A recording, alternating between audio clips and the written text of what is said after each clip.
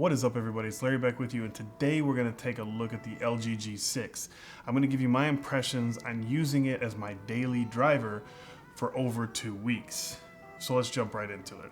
Now, I'm not going to get super technical with this review. I'm just going to give you my impressions on using this phone for 2 weeks. This is real world use, SIM card in it. I use it for my 9 to 5 work, email, phone calls, text messages, taking pictures, all that stuff. So first off, let's go through some of the things that I really like. The cameras. Yes, cameras. On the back, there's 2 cameras, one wide angle and one regular.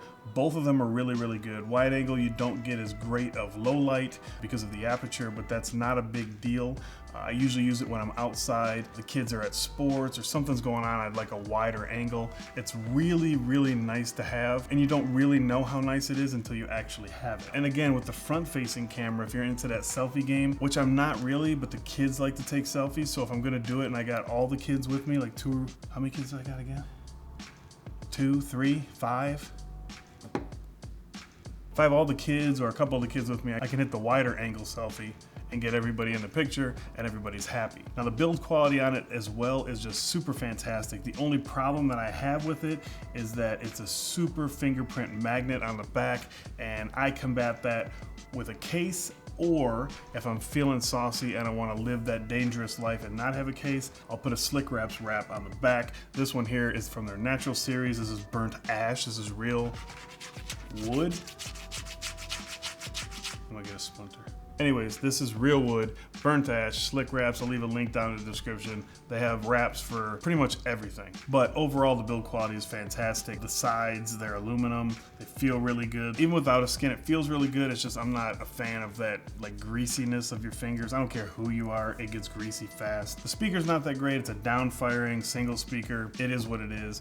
But the whole thing is IP68, so it's water and dust resistant. That's fantastic. USB Type-C charging. That's awesome. Fast charging, quick charging, whatever you want to call it, works really well. Battery life on it was really good too. I would find that maybe when I get home from work, I leave for work around 6:30, and then I'm back home around 5:30. So you're talking about a 12 or 13 hour day.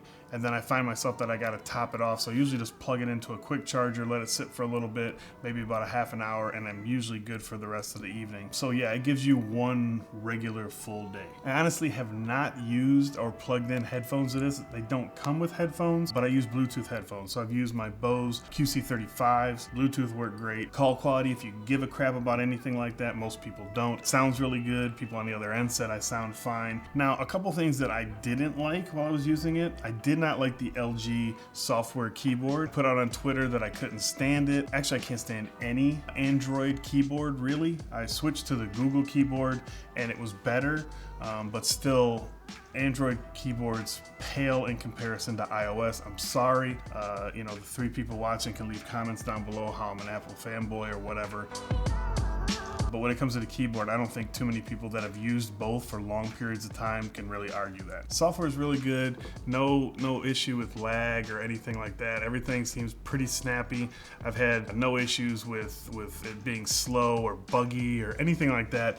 I enjoy the LG skin on this. Personally, I'm not and if you're a fan of the channel, I've said this before and I catch crap for it all the time, but I'm not a vanilla Google type guy. I don't like stock Android, although it seems to be getting more feature rich in the last couple years. So maybe I would switch that opinion. Probably in the next couple years, it'll be probably on par with what I enjoy. Usually LG software is not my favorite, and it's still probably not. I picked up the Samsung Galaxy S8 Plus, and I really like that software. For some reason, I'm more of a Samsung guy than when it comes to their TouchWiz skin. But usually TouchWiz, and they don't call it TouchWiz anymore, over time will become sluggish and all that. And usually I've seen that within a couple weeks to a month. I haven't seen anything like that with this. Camera's really snappy, takes really good pictures. And like I said, the wide angle is just amazing. The standard lens is even better. So the camera's really good. Battery life is really good. But honestly, I don't really care about battery life when it comes to Android phones because 99% of them have quick charge. So you're able to just plug in for like 15 minutes and you're good to go. Battery life's pretty good. Gets me a full day.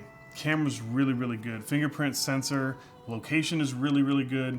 And it works really well. It's quick, it's snappy. I don't think I've had any issues where it hasn't recognized my finger. It's got expandable storage. I have a 128 gig SD card in it right now. It comes with 32 gigs preloaded for storage, but I have all my pictures and videos and everything go to the SD card, so that way you have plenty of room inside of the phone. I wish it had front-facing speakers. It does not.